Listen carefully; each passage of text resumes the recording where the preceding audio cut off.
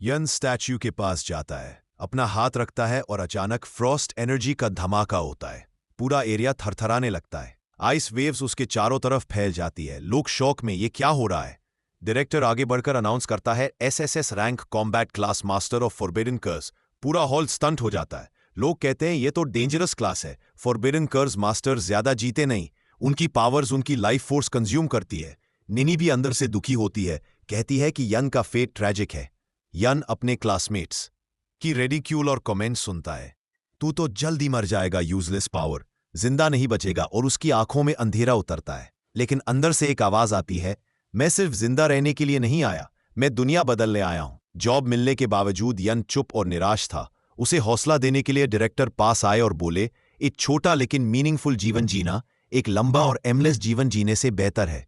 Director की बातों ने यन को थोड़ा सुकून दिया और उसने कहा कि वह भी एक शानदार जिंदगी जीना चाहता है और एकेडमी का नाम रोशन करना चाहता है।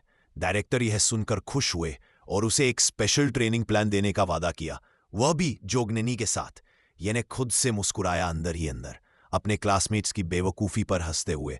वो नहीं जानते थे उसकी असली ताकत को, उसकी रीजनरेटिव एबिलिटी को, और ये कि वो बाकी कर्ज मास्टर्स की तरह जल्दी मरने वाला नहीं है। जॉब ट्रांसफर सेरेमनी खत्म हुई और स्टूडेंट्स अपने डोरमिटरीज की तरफ बढ़ गए।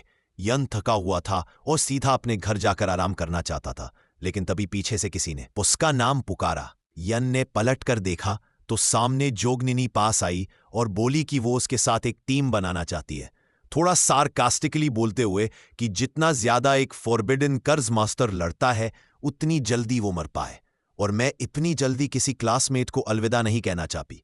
लेकिन यह ने पोलाइटली मना कर दिया। उसने निंदा के लिए धन्यवाद कहा और बताया कि उसे किसी टीम में इंटरेस्ट नहीं है। निनी उसके जवाब से इरिटेट हो गई और उसे जिद्दी कहने लगी, यह कहते हुए कि वह खुद को मौत की तरफ धकेल रहा है। लेकिन यन ने कोई जवाब नहीं दिया और चुपचाप वहां से चला गया, उसे पीछे गुस्से में छोड़ते हुए। यन अकेला चल रहा था, आज के अजीब घटनाओं के बारे में सोचते हुए। तभी कुछ स्टूडेंट्स ने रास्ता रोक लिया। उन्होंने उसकी एसएसएस रैंक कर्स मास्टर की उपाधि का मजाक उड़ाना शुरू कर दिया। यन ने थक कर कहा, रास्ते से हट जाओ, मुझे बस घर जाना है। लेकिन वो स्टूडेंट्स नहीं माने। वो उसे तंग करते रहे, उसके छोटे से घर का मजाक उड़ाया और कहा कि जीसी कॉरपोरेशन में एक छोटा मोटा जॉब है, बस उन्हें अपना बॉस मान ले। फिर उन्होंने और घटिया मजाक किया ऑर्फनेज में उसके मरे हुए परिवार को लेकर कि जब पैसे कमा लेगा तो कुछ इनहेंस खरीद लेना उनके लिए। यन का गुस्सा अब हद पार कर गया। उसकी आंखों में ज्वाला सी भड़क उठी। एक खतरनाक ऑरा उसके चारों ओर फैल गया। स्टूडेंट्स डर गए, लेकिन यन ने हाथ ऊपर उठाया और अपनी शक्ति छोड़ दी। उसने जोर से चीखते हुए उन पर फॉरबिडन कर्स छोड़ा, मेरे ऑर्फनेज वाले परिवार का नाम दोबारा मत लेना। कर्स का धमाका इतना जबरदस्त था कि स्टूडेंट्स पीछे गिर पड़े। डर और हैरानी में उन्होंने उसे पागल कहा, खुदकुशी करने वाला, और वहां से भाग निकले। यन ने उन्हें कायर कहा और निराशा महसूस की कि बस एक ही बार में सब डर गए। लेकिन उसे अपनी इंटेस्टिन्स में तेज दर्द महसूस होने लगा। फॉरबिडन कर्स के साइड इफेक्ट्स शुरू हो चुके थे। उसी रात जब निंग की छत से यन को देख रही थी, वो सोच रही थी यह लड़का कितना मूर्ख है, इतनी छोटी बात के लिए अपनी जान दांव पर लगा दी। उसने खुद से कहा कि यन उसके बराबर खड़ा होने के लायक नहीं है। शहर में रात का सन्नाटा था। यन अपने छोटे से घर पहुंचा, बैंक साइड में रखा और थका हुआ बैठ गया।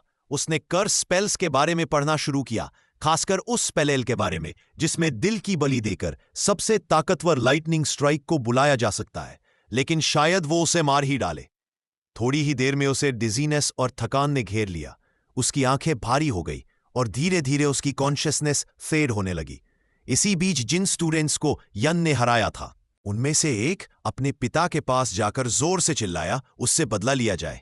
लेकिन उसके पिता शांत थे।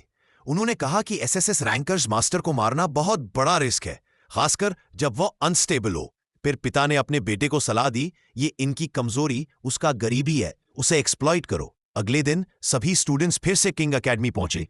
ये नींद में था, लेकिन सबकी नजरें उसी पर थी। सब उसके पावर और गाइलिंग वायु के साथ हुए फाइट की बातें कर रहे थे। तभी गाइलिंग वायु खुद यन के पास आया, हाथ में नाश्ता लिए और उसे ऑफर किया। यन को शक हुआ कि शायद इसमें जहर हो, लेकिन गाइलिंग ने सिंसियरली कहा कि वो उसका शुक्रगुजार है। उसके एक वार ने उसे जगास दिया और अपनी जिंदगी की एम्प्टीनेस का एहसास कराया। यन चलता रहा, लेकिन गाइलिंग ने अपनी बात दोहराई। तूफान जैसा था तेरा वार, मेरी नींद तोड़ दी। फिर गाइलिंग अचानक घुटनों पर बैठ गया और बोला, मुझे अपना छोटा भाई बना लो। ये हैरान रह गया। उसने मजाक उड़ाते हुए कहा, लगता है कल वाला वार तेरे सिर पर लग गया। लेकिन गाइलिंग सच्चे दिल से बोला कि उसने बहुत सोचा और अब वो सच में बेटर इंसान बनना चाहता है। यन को वो अपना रोल मॉडल मानता है। ये ने मौके का फायदा उठाया और मजाक में कहा, ठीक है भाई, बनना है तो ट्यूशन फीस दे दो, मिलियन। घायलिंग थोड़े शौक हुए, लेकिन फिर भी मान गया। फिर सब टेस्टिंग ग्राउंड की तरफ बढ़े, जहां अनाउंस हुआ कि बिगिनर सीक्रेट रेल का गेट खुल चुका है। वो गेट नीली चमक के साथ घूम रहा था और स्टूडेंट्स एक्साइटेडली नारे लगाते हुए उसकी ओर बढ़े। यन भी उनमें से एक था और उसके पास थी जॉइन। दूसरी ओर अलग अलग अकेडमीज के टीचर्स उन्हें देख रहे थे। यन और निनी की एसएसएस रैंकिंग को देखकर कुछ इंप्रेस थे और कुछ जल रहे थे। हेडमास्टर ने दूसरों को प्रोवोक करने की कोशिश की, लेकिन उन्होंने काम रहते हुए जवाब दिया, हम बात नहीं, एक्शन में विश्वास रखते हैं। और वहां से चले गए। स्टूडेंट्स हवा में उड़ते हुए गेट की ओर गए। उसी समय निनी ने फिर यन से कहा कि एक बार येलेन से उसके साथ टीम बनाए, लेकिन येलेन ने शांत स्वभाव के साथ फिर से मना कर दिया। निनी उसकी बार बार की इनकार से इरिटेट हो गई और उसे घमंडी कह दिया। बोलती है कि अगर वह मरना चाहता है तो वह उसे नहीं रोकेगी। यह गेट की तरफ फुल फोर्स के साथ दौड़ा, एडवेंचर स्टार्ट करने के लिए एक्साइटेड था। जैसे ही वह सीक्रेट रेल में गया, वो आसमान से बिजली की रफ्तार से एक घने जंगल में गिरा। जब उसने लैंडिंग की, उसने देखा कि वह अकेला था और सोचा, क्या टेलीपोर्टेशन रैंडम था? अचानक एक भयानक टाइगर उसके सामने आया और जोर से दहाड़ मारी। लेकिन ये उसका मजाक उड़ाता है। उसे छोटा सा बिल्ली का बच्चा कहकर उसने सोचा कि यह परफेक्ट चांस है अपने नए फॉरबिडन स्पेल को टेस्ट करने का। उसने एक पावरफुल स्पेल कास्ट किया जो तुरंत उस टाइगर को हरा देता है, जिसके लिए उसे सिर्फ 10 एक्सपीरियंस पॉइंट्स मिलते हैं। यह थोड़ा हैरान हुआ कि इतनी पावरफुल स्पेल के बाद भी इतने कम एक्सपी मिले, जबकि स्पेल उसकी बॉडी को काफी डैमेज दे गया। उसने अंदाजा लगाया कि लेवल अप करने के लिए उसे कम से कम 100 मॉन्स्टर्स मारने पड़ेंगे। थोड़ी देर बाद एक बड़ी मॉन्स्टर ग्रुप उस पर हमला कर देती है।